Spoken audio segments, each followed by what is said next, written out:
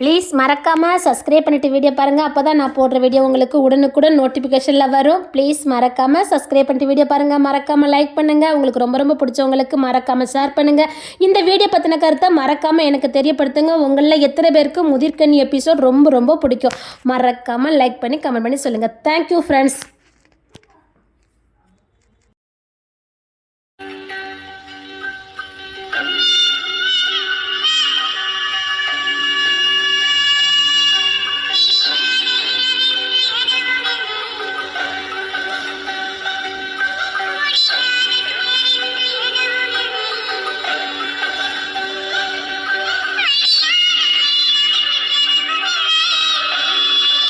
என்னங்க இப்பமாத இந்த புது ப்ராஜெக்டை ஓபன் பண்ணட்டுமா? ஐயோ ஸ்வீட்டாமே, நீ வேலை செஞ்சு அதுல இந்த குடும்பம் ஓடணுமா? சொல்லு. அதுக்கு இல்லைங்க, என் வருமானத்துல தான் இந்த குடும்பம் ஒன்றும் இல்லை. எனக்கும் வீட்டில் இருக்க போர் அடிக்குது. எத்தனை நாள் இப்படி வீட்டுக்குள்ளேயே அடைஞ்சிருக்க, கஷ்டமா இருக்கு. ஐயோ என் தங்கம், உனக்கு என்ன கஷ்டம்? இங்க பாரு, நல்லா சாப்பிடு, நல்லா தூங்கு, நல்ல டிவி பாரு, மொபைலும் வாங்கி கொடுத்துருக்கேன். இதுக்கு மேல உனக்கு என்ன வேணும்? ஒரு பொண்ணுக்கு இதுக்கு மேல என்ன வேணும் சொல்லு. இப்படி வாழறதுக்கு ஒரு குடுப்பனை வேணும். ஊருக்கு நீ நிறுத்தமா சொல்றாங்க, அவன் பொண்டாட்டியா மகாராணி மாதிரி பாத்துக்கிட்டான்னு, பொத்தி பொத்தி பாத்துக்கிட்டான்னு சொல்றாங்க. என் பொண்டாட்டி மகாராணி, அவ வீட்டுக்குள்ளதான் இருக்கணும், அழகா சந்தோஷமா இருக்கணும். நான் வெளியில போயிட்டு வீட்டுக்கு களைப்பா வந்தா என்னை கட்டி அணிச்சு எனக்கு முத்தம் கொடுத்து எனக்கு பிடிச்சதெல்லாம் சமைச்சு கொடுத்து என் கூடயே இருக்கணும் என் தங்கம். அதுதானே எனக்கு பிடிக்கும், என் செல்ல தங்கம். இல்லைங்க, உன்னை உங்க வீட்டுல மகாராணி மாதிரி பாப்பேன்னு வாக்கு கொடுத்துட்டு வந்திருக்கேன், சவால் விட்டுட்டு வந்திருக்கேன். உன்னை நான் மகாராணி மாதிரி பார்க்கணும், புரியுதா? உன்னை மகாராணி மாதிரி நான் பார்க்கணும்னு ஆசைப்பட்டுக்கிட்டு இருக்கேன். என் பொண்டாட்டி, இந்த அசோக்கோட பொண்டாட்டி மகாராணி. அவ எந்த வேலையும் செய்யக்கூடாது, எந்த வேலையும் செய்யக்கூடாது. எனக்குள்ள வேலையை மட்டும் நீ பார்த்தா போதும். இங்க பாரு, இந்த வீக்கர்த்தவங்களுக்கு கூட நீ எந்த வேலையும் செய்ய வேண்டாம், நீ செய்யவும் கூடாது. என் கூடயே இருக்கணும், எனக்கு பிடிச்சதை செய்யணும், என்னை கட்டி அணைக்கணும், இப்படி என் கூடயே இருந்தா போதும். ஓகே? எங்க அம்மா ஏதாவது வேலை வாங்கினா அதெல்லாம் செய்ய முடியாதுன்னு சும்மா பலார்னு சொல்லிடு. யாரும் உங்ககிட்ட கேள்வி கேட்காங்கன்னு நானும் பாக்குறேன். அதெல்லாம் சரிதாங்க. ஆனா எத்தனை நேரம் இப்படி ரூமுக்குள்ளே அடைஞ்சிருக்க? நல்ல ஏசி போட்டு தூங்கு. நான் இப்போ கம்பெனிக்கு போறேன், போயிட்டு வந்து உன்னை பாக்குறேன். ரொம்ப போர் அடிக்கணும் சொல்லி இடையில வந்து உன்னை பாத்துட்டு போறேன். சரி, நிறைய பழங்கள்லாம் சாப்பிடு. ஓகே? என்னங்க? ஐயோ என் தங்கம், எடி உன்னை நான் மகாராணி மாதிரி பார்க்கணும்னு நினைச்சிட்டு இருக்கேன். நீ என்னடி எப்ப பார்த்தாலும் ஜாப்புக்கு போறேன்னு. ஐயோ உன்னை அப்பெல்லாம் வேலை செய்ய என்னால பார்க்க முடியாது. நீ வேலை செஞ்சா இது என்ன வலிக்கும். தாங்கிக்கிட மாட்டேன். உன்னை மகாராணி மாதிரி பார்க்கணும்னு ஆசைப்பட்டு இருக்க. நான் வேலைக்கு போறேன்னு சொல்லி நீ கஷ்டப்படுத்துற போடி. ஐயா, உங்களை கஷ்டப்படுத்தணுங்கக்காக நான் சொல்லலைங்க. எத்தனை நாள் இப்படி வீட்டுக்குள்ளேயே அடைஞ்சிருக்க முடியும்? நான் வேற இப்பதான் பிசினஸ் மேனேஜ்மெண்ட் முடிச்சுட்டு வந்திருக்கேன். எனக்கு பிசினஸ் நல்லா தெரியும். இன்னும் ஒரு மாசம் வீட்டுல இருந்தா படிச்ச படிப்பெல்லாம் மறந்துருங்க. மறந்துட்டுமா? மறந்துட்டு போட்டோம், நல்லதுதான். அப்பமா திரும்ப கேட்காம இருப்பல்ல. என் பொண்டாட்டி எந்த வேலையும் செய்யக்கூடாது, என் கட்டி தங்கம் எந்த வேலையும் செய்யக்கூடாது. என் கட்டி பொண்டாட்டி, என் வயிறு பொண்டாட்டி இந்த ரூமுக்குள்ளேதான் இருக்கணும். என் தங்கத்தை நான் மட்டும் தாண்டி பார்க்கணும், நான் மட்டும்தான் பார்க்கணும். உன்னை அழக நான் மட்டும் தாண்டி பார்க்கணும். நீ பேசுறது என் கூட மட்டும்தான் இருக்கணும். எவ்வளவு காதல் வச்சிருக்கேன். இதெல்லாம் தூக்கி எஞ்சிட்டு வேலைக்கு போறேன் போடி. எனக்கு அழுக அழுகையா வருது. இல்லங்க, கஷ்டப்படுத்தணுங்கக்காக சொல்லல. பாரு, உன்னை தங்க தட்டுல வச்சு நான் பாத்துக்கிட்டு இருக்கேன். நீ வெளியில போன என்னத்துக்காக சொல்லி என் பொண்டாட்டி எந்த வேலையும் செய்யக்கூடாது.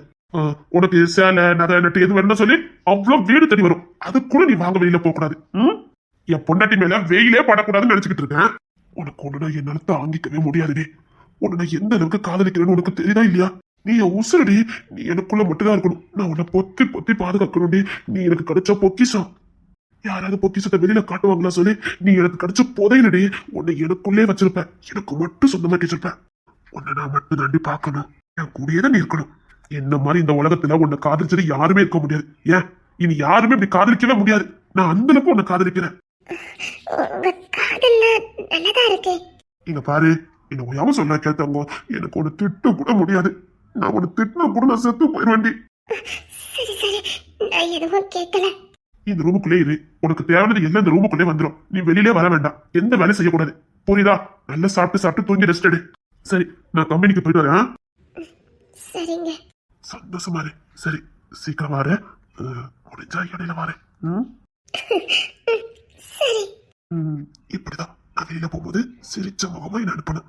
அப்போதானே எப்போ என் பொண்டாட்டிய பார்க்கலான்னு ஆசையில ஓடி வர முடியும். இப்ப கூட எனக்கு பொண்ணை விட்டுட்டு போய்க்க மனசே இல்லை. ஆனா போகணுமே. என் தங்கத்தை நல்லா பாத்துக்கணும்னு நான் போய் தானே ஆகணும். அதுக்கு தான் நான் சொல்றேன். நானும் வேண்டாம், நீ எங்கேயுமே வரக்கூடாது. உங்க கூடயாவது வரேனே. எங்கேயுமே வரக்கூடாது. உன் மேல வெயிலே படக்கூடாது. நான் எங்கேயும் உன்னை கூட்டு போக மாட்டேன். நீ வீட்டுக்குள்ளேயே தான் இருக்கணும். சரி, சீக்கிரம் வாரு. சரி. இங்க பாரு, வரதுக்கு முன்னாடி ஃபோன் பண்ணுவேன். ரெடியா இருக்கணும். சரி. இங்க பாரு, இந்த ரூம் விட்டு வெளியிலே போக கூடாது. கிச்சனுக்கு கூட போக வேண்டாம். அங்க வேலைக்காரங்க அது இதுன்னு இருப்பாருங்க. அங்கெல்லாம் போக கூடாது. சாப்பாடு வேணும்னா நான் பெல்லு சொல்லிருக்கேன், அந்த பெல்ல அமுக்கு அம்மா உள்ள கொண்டு வச்சுட்டு போவாங்க. கொஞ்சம் கூட நடமாடலன்னா உடம்பு என்னத்துக்குங்க ஆகும்? நீ எதுக்கு நீ நடமாடணும்? நீ மகாராணி, நீ நடமாடலாம் கூடாது. எல்லாம் இருக்கிற இடத்துக்கே வரும். நீ எந்திக்கவே கூடாது. இங்கே தான் உட்காந்துக்கணும். ஓகே? சரி, வர என்ன? சரிங்க. சிரிச்ச முகமா அனுப்புடி. சரிங்க, போயிட்டு வாங்க. ஐ லவ் யூ சொல்லுடி. ஐ லவ் யூங்க. இது பத்தாது. ஐ லவ் யூங்க. இதுல காதலே இல்ல. நான் உன்னை எவ்வளவு காதலிக்கிறேன். நீ எங்கடி காதலிக்கிற? போடி, காதலா சொல்ல. ஐ லவ் யூ. எப்படி இருக்க தெரியுமா நீ சொல்லும் போது? கட்டி அடைக்கணும் போல இருக்கு. ஆனாலும் போமே. சரி, நான் போயிட்டு வரேன். சரி, நான் வெளியோடி லாக் பண்ணிட்டு போறேன். சரியா? உனக்கு ஏதாவது தேவைன்னா அந்த ஜன்னல் வழியா வச்சுட்டு போவாங்க. சரியா? என்னங்க? ஐ லவ் யூ டி. ஐ லவ் யூ டி. ஐ லவ் யூ டி பண்ணாடி.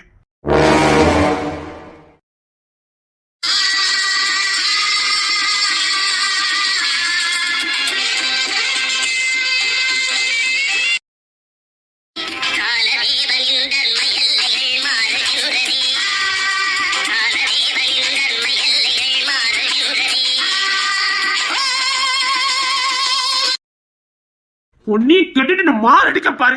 கெட்டினா இவ்வளவுதான் கெட்டு வேடி கெட்டுட்டு இப்ப செத்துக்கிட்டு இருக்க. ஏண்டி காலையில ஒரு சாப்பாடு கூட உனக்கு ரெடி பண்ண முடியாது. அப்படி ஏறி வெட்டி போச்சுக்கிட்டு இருக்க. இல்லங்க, உடம்புக்கு முடியல. வாமிட்டா வருது. சமைக்க போனா கூட கொஞ்சம் வாமிட் வருதுங்க. கிச்சன்ல நிக்கவே முடியல. வாமிட் எடுத்துக்கிட்டே வருது. ஆமா, உலகத்துல நீ மட்டும் அதிசயமா குழந்தை இருக்க. உனக்கு வாமிட்டா வருது.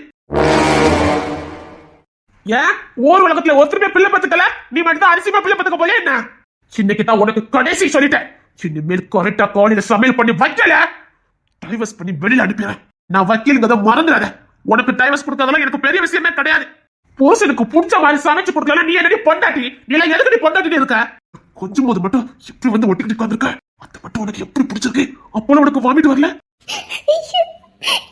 ஏங்க அப்படி பேசுறீங்க? நான் விருப்பப்பட்டு உங்ககிட்ட வந்தேனா?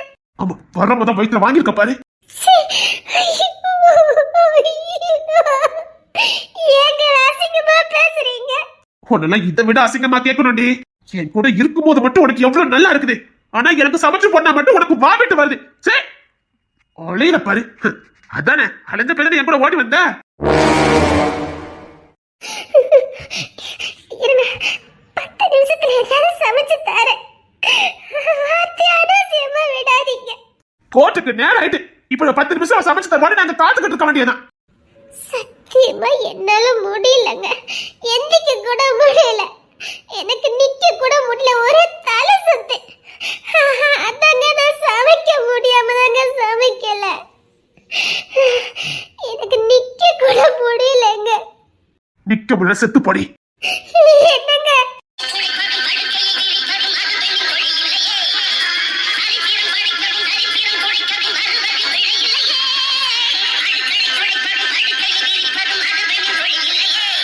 பொண்டாட்டினா அர்த்தம் தெரியுமாடி? வீட்டை சுத்தப்பத்தமா வைக்கிறதும், புருஷனுக்கு பிடிச்சதை சமைச்சு கொடுக்கறதும். புருஷனுக்கு படுக்கி விரிக்கதாண்டி ஒரு பொண்டாட்டிக்கு அழகு. அத கூட நீ உருப்படி. ஒண்ணுல மட்டும் உருப்படி, கொஞ்சதுக்கு மட்டும். அதுக்கு மட்டும் தாண்டி நீ இல்லாக்கி.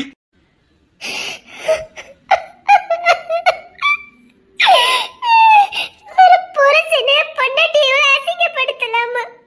அதுக்கு தானடி என் கூட ஓடி வந்த.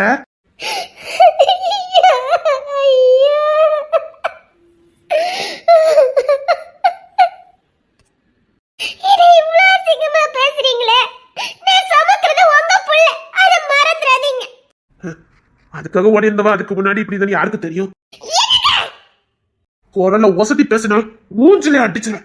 நீ எல்லாம் எனக்கு பொண்டாட்டி இருக்கிறதுக்கே தகுதி இல்லாதவா. நீங்க தானே என்ன விரும்புனீங்க? பருவத்துல பன்றி குட்டி கூட அழகா தான் இருக்கும். அத நினைச்சுதான் உன்னை காதலிச்சு தொலைச்சேன். இங்க பாரு, உன் மூஞ்சியும் உன் முகரையும் எனக்கே உன்னை பொண்டாட்டின்னு சொல்லிருக்கு வெக்கமா இருக்கு.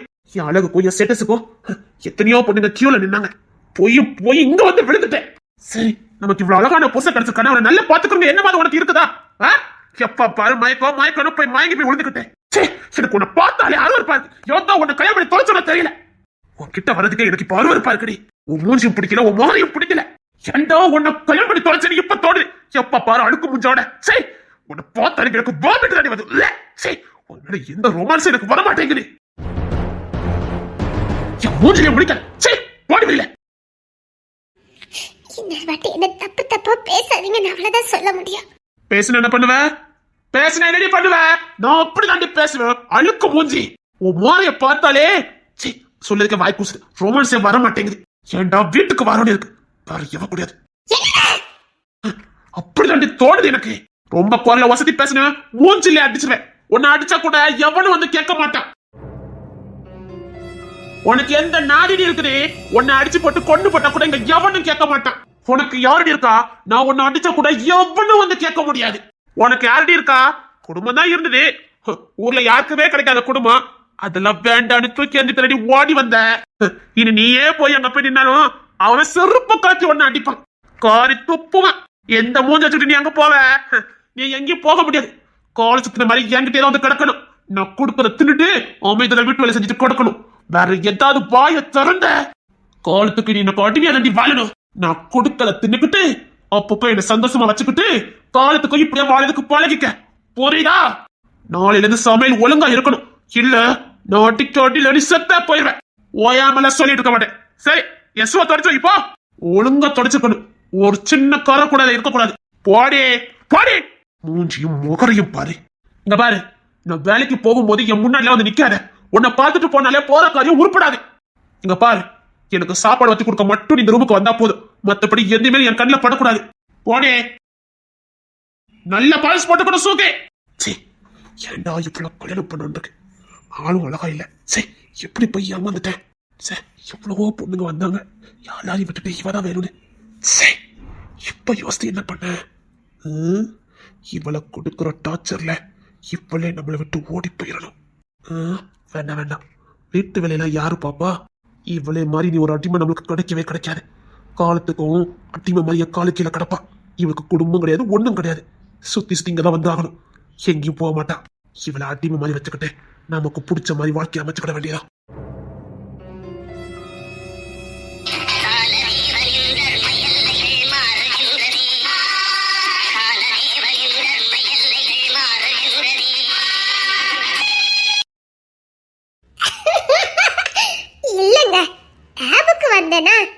சரி, கொஞ்சம் ஒரு 5 நிமிஷம் டைம் கிடைச்சது. அதான் என் புருஷன் கூட கொஞ்ச நேரம் பேசலாமேன்னு பேசலாம் நினைச்சேன். பிடிக்கலன்னு சொல்லுங்க, பேசல. பாப்பா, அண்ணன் பேசட்டும். ஏன் தொந்தரவு பண்ணிட்டு இருக்கீங்க? இங்க வாங்க. அன்னைக்கே எப்பமாதான் பேசுறதுக்கு டைம் கிடைக்கும். அது புருஷன் கூட பேசிட்டு போட்டோம். இங்க வாங்க. அண்ணே அண்ணே, நானும் அன்னிக்கிட்ட பேசணும்னே. இங்க பாரு, எனக்கு யாருமே பேச விடுறதே கிடையாது. அண்ணி போய் சொல்றேன். சரி, அவகிட்ட போனை கொடுங்க. இரு கொடுங்க. அண்ணி சொல்லு. அண்ணி எப்ப வருவீங்க அண்ணி?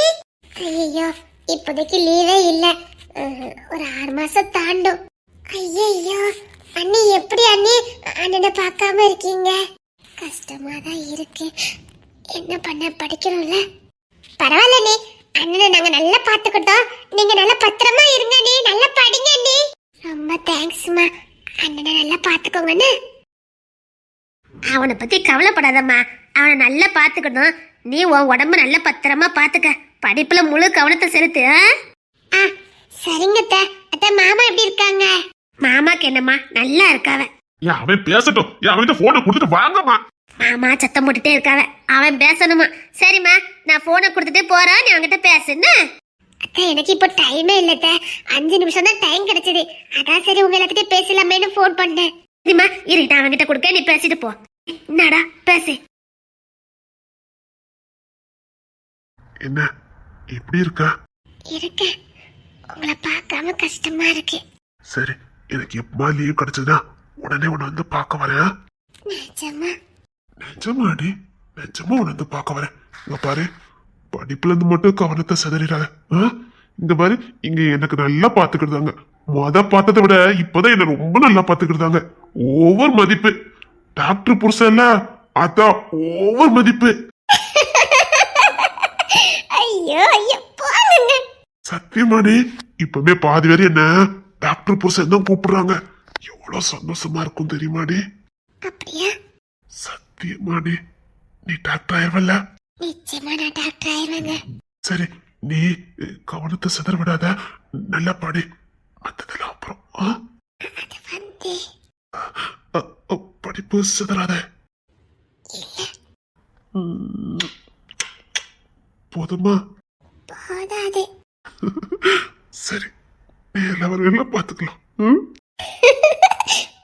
சரிங்க. சரி. சரிட்டா, படிப்புல கவனம் செலுத்து. பாவம், எங்களெல்லாம் விட்டு பிரிஞ்சு அங்க கஷ்டப்பட்டுட்டு இருக்கோம். எல்லாருக்கும் இருக்கிற ஆசை தானே அவளுக்கு இருக்கும். புருஷன் கூட இப்பெல்லாம் சந்தோஷமா வாழ ஆசை இருந்திருக்கும். எனக்கு உன்னை பார்க்கணும் போலதான் இருக்கு. வேண்டாம், நீ நல்லா படிச்ச ஆளாகணும். கஷ்டமா தான் இருக்கு, பரவாயில்ல. எனக்கு ஒண்ணு நினைச்சாதான் ரொம்ப கஷ்டமா இருக்கு. உன்னை பார்க்கணும் போல இருக்குடி, உன்னை பார்க்கணும் போல இருக்குடி.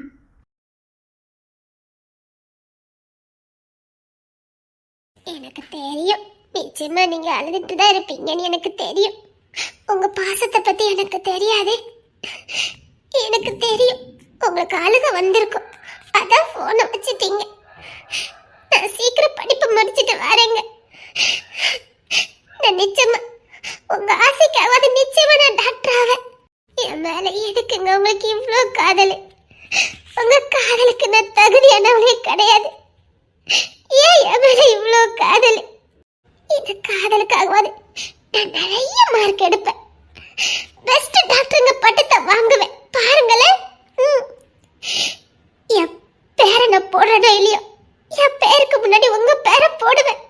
சத்தியமா சொல்றேன், உங்க பேரை நான் போடுவேன்.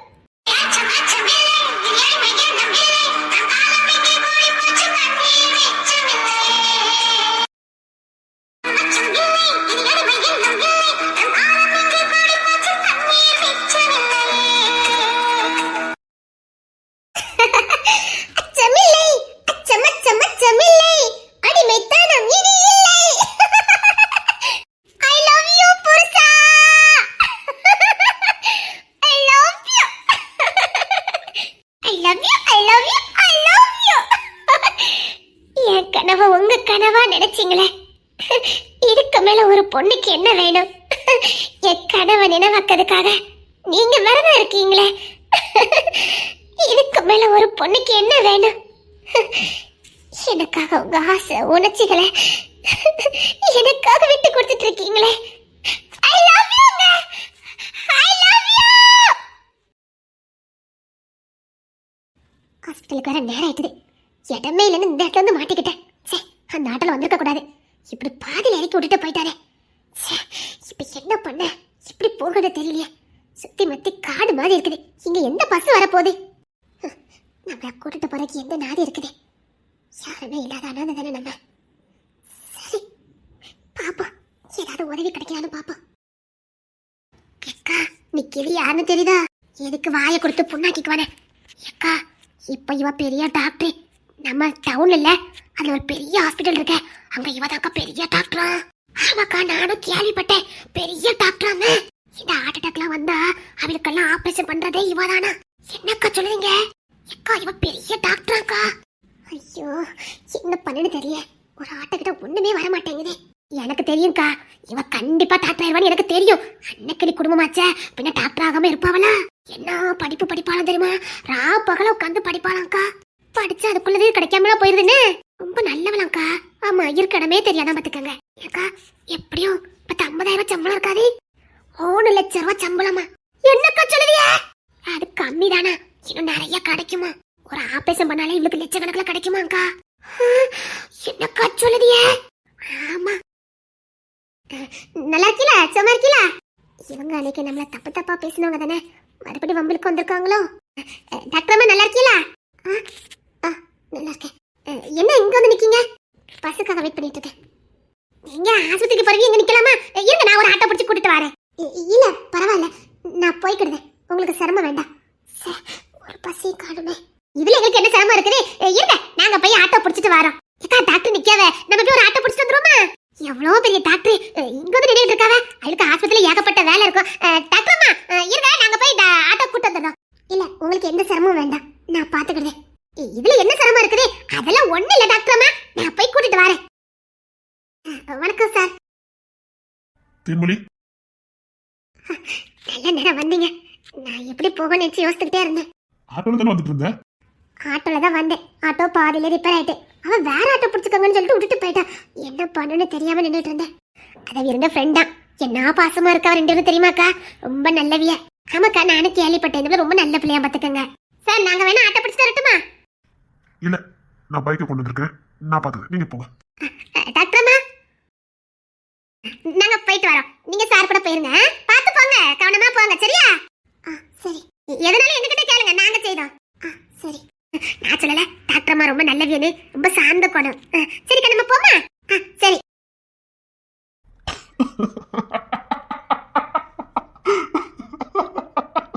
ஐயோ, எதுக்கு சிரிக்கிறீங்க? உலகத்தை நினைச்சேன், சிரிச்சேன். இதே பொம்பளைங்க தான் ஒரு வருஷத்துக்கு முன்னாடி உன்னை கண்ணா பின்னான்னு பேசுனாங்க. இன்னைக்கு நீ உயர்ந்த இடத்துக்கு வந்த உடனே அதே வாயால உன்னை புகழ்ந்து பேசிட்டு போறாங்க. இப்ப புரியுதா நம்மள தலைநிமை வைக்கிறது எதுன்னு? நான் கூட அவங்க வந்தோடனே இன்னைக்கு 9 இழுக்க போறாங்கன்னு நினைச்சேன். இந்த படிப்பு உனக்கு அரணு. நீ பாக்குற உத்தியோகம் தான் உனக்கு கேடையும். இந்த படிப்புங்கிற கேடையும் உன்கிட்ட இருக்கிற வரைக்கும் உன் பக்கத்துல யாரும் நெருங்க முடியாது. இந்த டாக்டருங்க உத்தியோகம் உனக்கு சிறந்த அரணா இருக்கும்.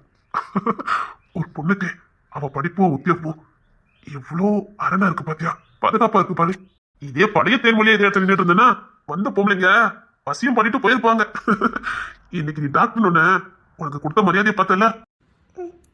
ஆமா. இவ்வளவுதான் மனுஷ வாழ்க்கை. நீ மேல போனா புகழ்ந்து பேசுவாங்க, கீழே இருந்தா ஏச்சும் பேச்சும் கொடுப்பாங்க. இவ்வளவுதான். அதுக்காக தான் இந்த மனுஷ பயிர்களே எனக்கு பிடிக்காது. அதுக்காக தான் நான் யார்ட்டையும் ரொம்ப சேர மாட்டேன். மேல இருந்தவனை தூக்கி பேசுறதும் கீழே இருக்கவனை காலைல போட்டு மிதிக்கிறதும் இவ்வளவுதான் மனுஷ புத்தி. இப்பேற்பட்ட மனுஷங்கிட்ட பழகி என்னத்த கண்டோம்? எனக்கு மனுஷங்களே பிடிக்காது. அவ மனுஷங்கிட்டே பழகாம எப்படி வாழ்வீங்களா? அதான் தனியா காட்டுல வாழ்ந்துட்டு இருக்கேன். மனுஷ பயிர்கிட்ட வாழதை விட மிருகங்கிட்ட வாழ்றது எவ்வளவோ உத்தமம். இந்த மனுஷ பயிர்கிட்ட வாழதை விட 2 நாய்க்குட்டி வாங்கி வளர்த்துட்டு போயிடலாம். நம்ம வீட்டுக்கு போனோம்னா நன்றோட வாழையாவது ஆட்டும். இவங்கெல்லாம் சே, எனக்கு சொந்தம் பந்தம் எதுவுமே ஆர்வம் இல்லை. ஏன் இப்படி பண்ணுவீங்க? அதான் எல்லாமே நான் இருக்கேனே. என்ன நம்புவீங்களா மாட்டீங்களா? என்ன சொன்ன? அதான் உங்களுக்கு எல்லாமே நான் இருக்கேனே, என்னையாவது நம்புவீங்களான்னு கேட்டேன். நம்புறேன், ரொம்ப நம்புறேன். அப்பா, என்னையாவது நம்புனீங்களே. நம்புறேன். ரத்தம் கொதி கொதிக்கும் ஓலை கொதித்திடும் நீர் கோமல் போல சித்தம் துடி துடிக்கும் புயல் எதிர்த்திடும் ஓரிலை போல பனித்துளிதான் என்ன செய்யுமோ மூங்கில் காட்டில் தீ விழும் பொழுது மூங்கில் காடென்று ஆயினல் மாது கண்ணாளனே எனது கண்ணை நீற்றோடு காணவில்லை. சரி, alright. சரி, இப்ப நீ டாக்டர் ஆயிட்ட, அடுத்து உன் பிளானு? பிளான் இனி பழைய வாழ்க்கைலாம் தானா தேடி வரும். நீ எப்படி? பழைய வாழ்க்கையா? ஏன் சிரிக்கிற? பட்டு திருந்தாதவனுக்குத்தான் பழைய வாழ்க்கை. நான் பட்டு திருந்தினவா. புரியல. பட்டு திருந்தாதவங்களுக்கு தான் அனுபவம் இருக்காது. நான் பட்டு திருந்தினவா. ஏகப்பட்ட அனுபவம். நான் பட்ட வலி வேதனை, நான் செஞ்ச தவறுனால நான் இழந்ததே. இதெல்லாம் என் வாழ்க்கையில திரும்ப எதுவுமே நடந்துடக்கூடாது. அதுல நான் ரொம்ப தெளிவா இருக்கேன். இனி என் வாழ்க்கையில எதுக்குமே இடம் இல்லை. சொல்லப்போனா உங்களே மாதிரிதான் எல்லாத்தையும் வெறுத்து போய் தான் இருக்கேன். உனக்கு என்ன வயசு இருக்கு? இன்னும் நீ வாழ வேண்டிய வாழ்க்கை ரொம்ப தூரம் இருக்குது. எதுக்கு எல்லாத்தையும் வேதப்பட்டு? நிச்சயமா உனக்குன்னு ஒரு லைஃப் வேண்டாமா? நான் தப்பான இடத்துல எதுவும் சொல்லல. எப்படி இத்தனை நாள் இப்படி? உங்களுக்கு பாரமா இருந்தா சொல்லுங்க, போயிடுறேன். ஆனா என் வாழ்க்கையில இனி எதுக்குமே இடம் இல்லை. ஒரே காதல், ஒரே கல்யாணம், போதும். தப்பு பண்ணினேன், தண்டனை கிடைச்சது, இழந்தேன். திரும்ப அதே தப்பு பண்ண சொல்றீங்களா? வேண்டாம், நான் நானா இருந்துட்டு போறேன். எனக்கு கிடைச்ச அனுபவம் போதும். இதுக்கு மேல என் வாழ்க்கையில யாருமே வேண்டாம். நீ வாழ்க்கையை ரொம்ப தூரம் பயணம் பண்ணணும், புரியுதா? புரியுது. இந்த படிப்புங்கிறதோட எனக்கு போதும். இந்த டாக்டருங்க பட்டம் எனக்கு போதும். நான் ரொம்ப தூரம் பயணம் பண்ணதுக்கு எனக்கு இது போதும். வேற எதுவும் வேண்டாம். இப்படி மனக்குழப்பத்தை சொல்ற, இதே மாதிரி எப்பவுமே இருக்குன்னு சொல்ல முடியாது. நீ சந்தோஷமா கூட வாழ்க்கை மாறும். அப்போ உனக்குன்னு இல்ல, நான் இதுல ரொம்ப தெளிவா இருக்கேன். தேன்மொழியாவே இருந்துட்டு போறேன். சாகும் போதும் தேன்மொழியாவே செத்துட்டு போறேன். வேண்டாம். ஒருவேளை பழசு மாறி வந்துன்னா? அதான் நீங்களே சொல்லிட்டீங்களே பழசுன்னு. இப்போ அது எனக்கு சொந்தமில்லாத ஒண்ணு. ஆனா நீ மறந்த மாதிரி தெரியலையே. இது சிரிப்புக்கு என்ன அர்த்தம்? அறியாத வயசுல காதலிச்சேன், கல்யாணம் பண்ணிக்கிட்டேன். என் வாழ்க்கையே நடத்ததுக்கு எனக்கு தெரியல. ஒரு தெய்வம் அழகா வழிகாட்டுச்சு. அந்த தெய்வத்தையும் தூக்கி எறிஞ்சு அவங்க சொற்களையும் தூக்கி எறிஞ்சு என் வாழ்க்கையை நான் தலைகீழ புரட்டி போட்டேன். என்ன காதலிச்சு கல்யாணம் பண்ணவரன்னு கெட்டவர் இல்லையே, என்ன ஏமாத்தவும் இல்லையே. வாழ்க்கை கொடுக்குறேன்னு சொல்லி என்ன ஏமாத்திட்டு நடுத்தரில் விட்டுட்டு போகலையே. ஒரு மனைவிய எந்த அளவுக்கு நேசிக்கணுமோ அந்த அளவுக்கு நேசிச்சாரு. அந்த உறவை எவ்வளவு இழுத்து பிடிக்க முடியுமோ அவ்வளவு இழுத்து பிடிச்சாரு. நான் தான் அடங்க மறுத்தேன். அவர் நல்லவர் தானே, அவர் ஒன்றும் கெட்டவர்லாம் இல்லையே. அப்படி இருக்கும்போது அவர் மேல எனக்கு எதுக்கு கோபமும் வெறுப்பு வரணும் சொல்லுங்க? தப்பு நான் தானே பண்ணுனேன். சத்தியமா அவர் எந்த தப்புமே பண்ணலையே. ஒரு நல்ல கணவரா தான் நடந்துகிட்டாரு. எல்லா விதத்திலையும் எனக்கு விட்டு கொடுத்து போனாரு. நான் தான் ஆணவத்திலையும் அகம்பாரத்திலையும் எல்லாத்தையும் இழந்தேன். தலக்கணம் தலைக்கு ஏறி எல்லாத்தையும் இழந்தேன். முட்டா புத்தியினால எல்லாத்தையும் இழந்தேன். ஒரு பொண்ணு எப்படிலாம் இருக்க கூடாதுங்கிறதுக்கு உதாரணமா இருந்தேன். நல்ல குடும்பம், நல்ல கணவர் எல்லாம் கிடைச்சோ அதை தவற விட்டவா? கிஷோரை நீங்க ஏதாவது ஒரு விதத்துல கெட்டவன்னு நிரூபிக்க முடியுமா? அவர் எனக்கு கணவரா இருக்கிற வரைக்கும் அவர் எந்த பொண்ணு ஏறெடுத்து கூட பார்த்ததே கிடையாது. ஏன்னா அவர் அன்னைக்கு அம்மா பிள்ளை எந்த தப்புவே பண்ணல. எனக்கு கணவரா இருக்கிற வரைக்கும் அவர் ட்ரிங்க்ஸ் கூட பண்ணினதே கிடையாது. அதை பார்த்தாலே நவுண்டு போயிடுவாரு. எவ்வளவோ படிச்சிருந்தாரு, படிச்சிருக்கிறவங்க ஆணவம் அவர்கிட்ட இருந்ததே இல்லை. ரொம்ப எளிமையானவர். இப்போ அவருக்கும் எனக்கும் எந்த சம்பந்தம் இல்லைன்னு ஆகி போச்சுது. இப்போ அவர் யாரோ நான் யாரோ. இனி அவர் என் வாழ்க்கையில வர முடியாது, வரவும் கூடாது. அவர் அன்னைக்கு அம்மா பிள்ளை நல்லவர். அவரை நான் வெறுக்கணும்னு அவசியமே இல்லை. அந்த வீட்டுல மீனத்தை, செம்பலியத்தை, மதன் மாமா எல்லாரும் எப்படியோ அப்படிதான் எனக்கு இப்போ அவரு. அப்படிதான் எனக்கு தோணுது. எந்த ஃபீலுமே எனக்கு இல்லை. என்ன சொல்ற? ஆமா, மீனத்தை, செம்பலியத்தை, மதன் மாமா, சதீஷ் மாமா, பொண்ணுத்தர விக்கி எப்படியோ இப்போ அப்படிதான் அவரும். அவங்க எல்லாம் நல்லவங்க மாதிரி இவரும் நல்லவரு. அவங்களெல்லாம் நேசிக்கிற மாதிரி இவரையும் நேசிக்கிறேன். எல்லாரும் எப்படியோ இப்போ அப்படிதான் அவரும். எனக்கு இப்போ எந்த ஃபீலுமே இல்லை. அவரை பார்த்தா எனக்கு எந்த ஃபீலும் வரல. நிஜமா சொல்ற? சத்தியமா சொல்றேன், எனக்கு அவரை பார்த்து எந்த ஃபீலுமே வரல. நான் கூட ஒருவேளை ஏதாவது ஃபீல் வருதானே செக் பண்ணி பார்த்தேன். அன்னைக்கு ஹாஸ்பிட்டலுக்கு வந்திருந்தாரு, என் பக்கத்துல தான் இருந்தாரு. எனக்கு ஒரு துளி கூட எந்த ஃபீலுமே வரல. நான் டாக்டர், நான் ஒரு நோயாளிய, ஒரு பேஷண்ட்டை கவனிச்சுக்கிட்டு இருக்கேன், அவ்வளவுதான். அந்த ஃபீல் மட்டும் தான் எனக்கு இருந்தது. அவருக்கு எப்படி குணப்படுத்தலாம், அவருக்கு என்ன செய்யுது, அதுல மட்டும் தான் என் கவனம் இருந்தது. அவர் எனக்கு முன்னால புருஷனா இருந்தாருங்கிற ஃபீல் எதுவுமே எனக்கு வரல. இப்பவும் நான் அன்னைக்கு அம்மா வீட்டுக்குள்ள போயிட்டு வரேன்னா எனக்கு எந்த ஒருத்தலுமே இல்ல. அவங்க எனக்கு நன்மை செஞ்சிருக்காங்க, எனக்கு உதவி பண்ணிட்டு இருக்காங்க. என் வாழ்க்கை தரத்தை உயர்த்தினவங்க. அவங்க வீட்டுக்கு ஒரு நன்றி விசேஷத்தோட நான் போயிட்டு வரேன். அந்த வீட்டுக்குள்ள போது எனக்கு சந்தோஷத்தை கொடுக்குது, அவ்வளவுதான். அந்த வீடு எனக்கு சொந்தமான வீடு இல்ல. அங்க இருக்க யாரும் எனக்கு சொந்தமானவங்க கிடையாது. அந்த வீட்டுல இருக்க எல்லாரும் நல்லவங்க. அவங்களோட ஒரு ஃப்ரெண்ட்ஷிப்பா நான் இருக்கேன், அவ்வளவுதான். இப்ப எனக்கு ஒரு புதுசா ஃப்ரெண்டு கிடைக்கிறா. அவள் எனக்கு பிடிச்சிருக்குன்னா அவ வீட்டுக்கு நான் போறேன் வரேன். அதுக்காக வீடு எனக்கு சொந்தமாயிருமா? இல்ல அந்த வீட்டுக்குள்ள போகும்போது எனக்கு ஏதாவது ஃபீல் வருமா? வராது. எப்ப என் வீட்டுக்கு போகணுங்கிறதா எனக்கு ஃபீலா இருக்கும். அப்படிதான் அன்னைக்கு நம்ம வீட்டுக்குள்ள போனாலும் நேராயிட்டு நான் என் வீட்டுக்கு போகணும் அப்படிங்கிற ஃபீல் தான் எனக்கு வருது.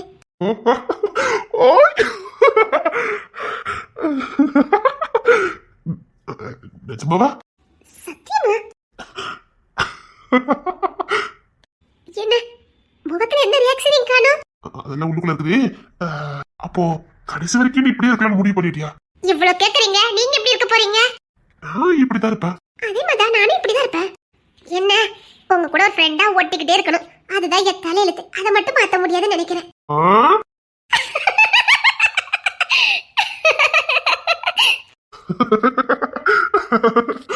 அப்படி ஒண்ணு எங்களை கஷ்டப்பட்டுலாம் ஃப்ரெண்டா இருக்க வேண்டாம். அப்படியா? அப்ப நான் இல்லாம நீங்க இருந்துருவீங்க. அப்படி இல்ல, சும்மா சரி சாரி. எதுக்கு சாரி கேக்குறீங்க? இல்ல சரி வா போலாம்.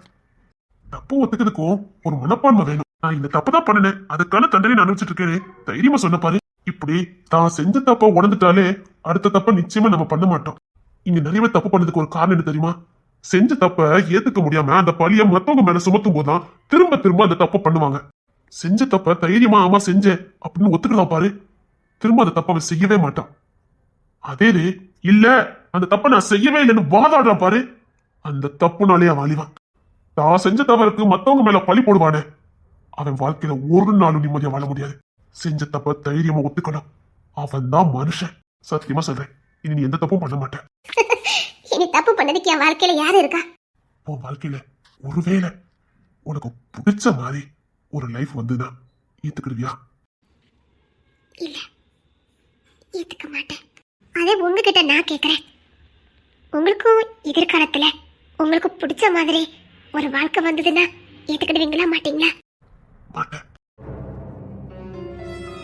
இதுக்கப்புறம் என் வாழ்க்கையில நான் யாரையும் சேர்த்துக்க மாட்டேன்.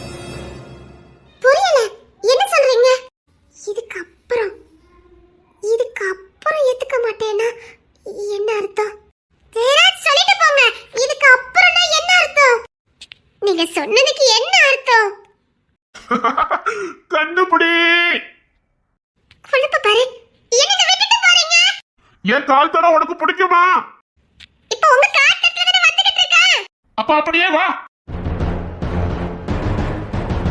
சின்னஞ்சிறு கூட்டுக்குள்ள சொர்க்கம் இருக்கு, அட சின்ன சின்ன அன்பில் தானே ஜீவன் இன்னும் இருக்கு. பட்டாம்பூச்சி கூட்டத்துக்கு பட்டா எதுக்கு, அட பாசம் மட்டும் போதும் கண்ணே, காசு பணம் என்னத்துக்கு. இங்க பாரு, ஒரு பொண்ணால இந்த உலகத்துல சாதிக்க முடியாதுன்னு எதுவுமே இல்லை. கடவுள் உனக்கு கொடுத்த வீரத்தையும் வேகத்தையும் அறிவையும் பலத்தையும் நல்ல விஷயத்துக்கு மட்டும்தான் பயன்படுத்தணும். சுதந்திரங்கிற பேர்ல இஷ்டத்துக்கு இருக்கக்கூடாது.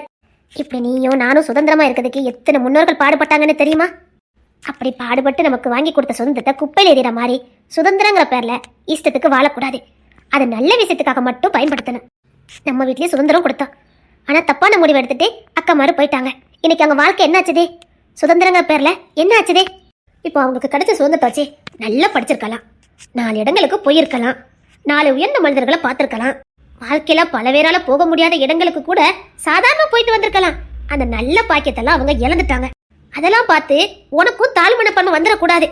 ஒரு பொண்ணால சாதிக்க முடியும்னு நீ நிரூபிச்சு காட்டணும். அதான் எப்படி பாட்டி?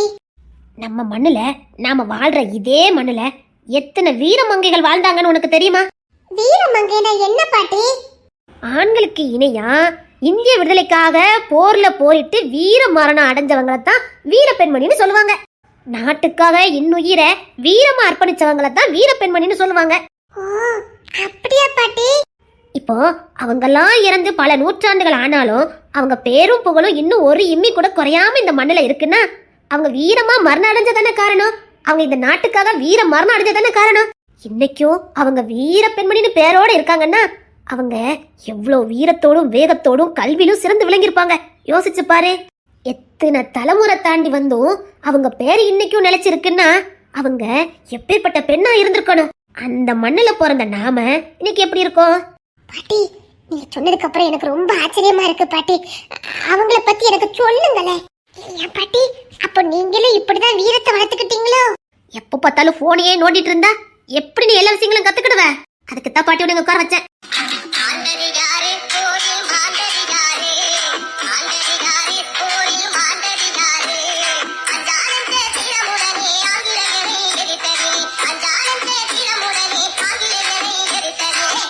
அஞ்சா நெஞ்சுடன் ஆங்கிலேயருக்கு எதிராக போரிட்ட வீரமங்கை வேலு நாச்சியார். அவங்கள பத்தி கண்டிப்பா தெரிஞ்சுக்கணும். அவங்க போர் படையில போர் வீராங்கனையா இருந்த குயிலி பத்தி நீ தெரிஞ்சுக்கணும். என்ன படிச்சிருக்கீங்க? அப்ப உங்ககிட்ட எல்லாமே பெண்கள் தான் இருந்தாங்களா? நீ என்ன நினைச்சுக்கிட்டு இருக்க? ஆமா, ஆங்கிலேயரை எதிர்த்து பெரும் புரட்சி செய்தவங்க தான் வேலு நாச்சியாரு. அவங்க தளபதியா இருந்தவங்க தான் வீரத்தாய் குயிலி. இன்னும் கேளு, இவங்களெல்லாம் பத்தி தெரிஞ்சதுக்கு அப்புறம் நீ போனை தூக்குவேன்னு பாரு. பாட்டி, நல்ல நல்ல கருத்து எவ்வளவா இருக்கு. நீ எப்ப பார்த்தாலும் போனும் கையும் அலைஞ்சுக்கிட்டு இருக்க. அத பிடிச்சு கொண்டு வச்சிட்டீல. என்ன இப்படியே இருந்தனா உனக்கு ஓ மேலே நம்பிக்கை இல்லாம போயிடும். அப்படி ஓ மேலே நம்பிக்கை இல்லனா நீ இந்த உலகத்துல நீ என்னத்தை சாதிப்ப? நல்ல பாட புஸ்தகங்களை படிக்கலாம், நல்ல வரலாற தெரிஞ்சுக்கலாம். இதுதான் அறிவை வளர்க்கும். 24 போன்ல இருந்தா அறிவு வளராது. 4 விஷயங்களை நம்ம புக் எடுத்து படிக்கும்போது அது நமக்கு ஞானத்தையும் அறிவையும் கொடுக்கும். தொலைநோக்கு பார்வையோட சிந்திக்கிற ஒரு திறனை நமக்கு கொடுக்கும். ஒரு பொண்ணால பின்னாடி நடக்கக்கூடியதை முன்னாடியே அறிகிற திறமை உண்டு. ஆனா இப்போ நீங்க அப்படியா இருக்கீங்க? நீ நினைக்கிற மாதிரி இந்த உலகம் சாதாரண உலகம்லாம் இல்ல. இப்போ போட்டி பொறாம, நீ உயர்ந்தவனா நான் உயர்ந்தவனா, நீ மேல போறியா நான் மேல போறேனா, இப்படி போட்டி பொறாமையில போய்கிட்டு இருக்க காலத்துல எதுக்குமே பிரயோஜனப்படாம எதுவுமே செய்ய முடியாத உன்னை தூக்கி கையில வச்சுக்கிட்டு அதுல உன் மூளையை செலவு பண்ணனா எப்படி இந்த உலகத்துல நீ போராடி ஜெயிப்ப? சரி, நாம இப்போ கதைக்குள்ள வருவோம். நான் உங்க கதை சொன்னதுக்கு அப்புறம் நீ எப்படி மாறுறேன்னு நானும் பார்க்க போறேன். வேல்நாச்சியாரு ஆங்கிலேயருக்கு எதிராக படையெடுத்து போய்கிட்டு இருந்தாங்க. அந்த படையில பெண்கள் படையான உடையாள் படையணிக்கு தலைமை வகித்தவர் தான் வீரத்தாய் குயிலி. தன் நாட்டு வெற்றிக்காகவும் வேல்நாச்சியாரின் வெற்றிக்காகவும் தான் உடல்ல எரி எண்ணெயை ஊற்றிக்கொண்டே ஆங்கிலேயர்களுடைய ஆயுத கடங்களை குதித்தவர் தான் இந்த வீரத்தாய் குயிலி. நம்ம நாட்டுக்காக ஆண்களுடைய ஆயுதப்படம் வச்சிருப்பாங்கல்ல, ஆயுதங்கள்லாம், அதுல தாமேல நெருப்பு வச்சுக்கிட்டு அதுல போய் குதிச்சுட்டாங்க. சின்ன பாட்டி சொல்லுவீங்க? ஆமா, நாட்டுக்காக தன் இன்னுயிரே ஈந்தவங்க தான் இந்த குயிலி. எவ்வளவு தைரியமா இருந்திருப்பாங்க யோசித்து பாரு. அவங்களுக்குள்ள எவ்வளவு வீரம் இருந்திருக்கணும், எவ்வளவு அறிவு இருந்திருக்கணும், எவ்வளவு துணிச்சல் இருந்திருக்கணும். நீ பாச்சாவுக்கும் பள்ளிக்கும் பயந்துகிட்டு இருக்க. இனிமேல் பயப்பட மாட்டேன் பாட்டி. அதுக்காக வீரத்தோட இருந்தா மட்டும் போதாது, வேகம் இருக்கணும். வேகம்னா ஞானம், வேகம் அதாவது சிந்திக்கிற திறனு. சும்மா தப்பு தப்பால யோசிக்க கூடாது, நல்ல விஷயங்களை திங்க் பண்ணணும். நீ ஒரு சபையில போய் நிக்கும் போது நீ சொல்ற அறிவுரை அங்க இருக்க எல்லாருக்கும் பிரயோஜனம் பண்ணும். ஒரு குறிப்பிட்டவர்களுக்கு மட்டும் பிரயோஜனப்படக்கூடாது, இல்ல அது ஒரு குறிப்பிட்டவங்களை மட்டும் சார்ந்திருக்க கூடாது. ஒரு இடத்துல ஒரு பிரச்சனை நடக்குன்னா அந்த இடத்துக்கு நீ தலைமை தாங்கும் போதோ இல்லைன்னா அந்த பிரச்சனையை நீ தீர்த்து வைக்க நினைக்கும் போது அந்த 4 பேர் இருக்க இடத்துல 4 பேருடைய மனநிலையை புரிஞ்சுக்கிட்டு தான் நீ தீர்ப்பு சொல்லணும். யாரு தப்பு செஞ்சா அப்படின்னு யோசிச்சு தீர்மானமா தீர்ப்பு சொல்லணும். உனக்கு பிடிச்சவங்க பக்கமோ இல்ல ஒரு சைடு மட்டும் ஒரு நியாயத்தை கேட்டுட்டோ நீ நீதி சொல்லக்கூடாது. இப்ப குடும்பம்னு எடுத்துக்கிட்டாலும் அப்படிதான். குடும்பத்துக்குள்ளே ஒரு பிரச்சனை வந்தா உனக்கு பிடிச்சவங்க பக்கத்துல போய் நின்னுகிட்டு அவங்க செஞ்சதான் சரின்னு சொல்லாம எதிர்த்தரப்புமும் என்ன செஞ்சாங்கன்னு கேட்டுட்டு அதுக்கப்புறம் நீ மீறி சொன்னாதான் உனக்கு உண்மையான அறிவு இருக்குன்னு அர்த்தம். எதுக்கு பாட்டி குடும்ப விஷயத்துல எல்லாம் போய் தலையிட்டுக்கிட்டு? ஒன்ன பாட்டி இவ்ளோ தினம் சொல்லி சொல்லி வளர்க்கீங்க. எப்படி பாட்டி நான் மாறுவேன்? இந்த கதையை இதோட 100 வாட்டி சொல்லிட்டீங்க பாட்டி. நானும் புதுசா கேக்குற மாதிரி எத்தனை நாள் தான் நடிக்கிறது பாட்டி? எனக்கு என்னமோ அந்த கதையை படிக்கும் போதெல்லாம் இப்ப படிச்ச மாதிரியே இருக்கும் பாத்துக்க. புதுசா படிச்சும் போது எவ்வளவு ஆர்வம் இருக்குமோ அது தினமும் படிக்கும் போது எனக்கு அதே ஆர்வம் இருக்குது. அப்படியா பாட்டி? அப்படித்தான் இருக்கணும். 60 வயசுலயும் ரத்த சூடு இருப்பாரு. அந்த கதையை படிக்கும் போது நாம அப்ப பிறந்திருக்க கூடாதா, நாம அந்த படையில இருந்திருக்க கூடாதா, நாம போய் வால் தூக்கி போ செஞ்சிருக்க கூடாதான்னு அந்த உடம்பு அப்படி சூடு இருந்து பாரு. அதுக்கு ஈடு இந்த உலகத்தை எதுவுமே இல்ல. அது மொபைல பார்த்தா உனக்கு வருமா? சும்மா சும்மா ஆட்டத்தையும் பார்த்தா வருமா? நல்ல கதைகளை படிக்கும் போதுதான் எனர்ஜி கிடைக்கும், நல்ல புத்துணர்ச்சி கிடைக்கும், நல்ல அறிவு வளரும். அப்படியா பாட்டி? அந்த புக்கை தாங்க, நான் படிச்சிட்டு இருக்கேன். இப்படிதான் இருக்கணும். இந்த புக்கை வாங்கி படி.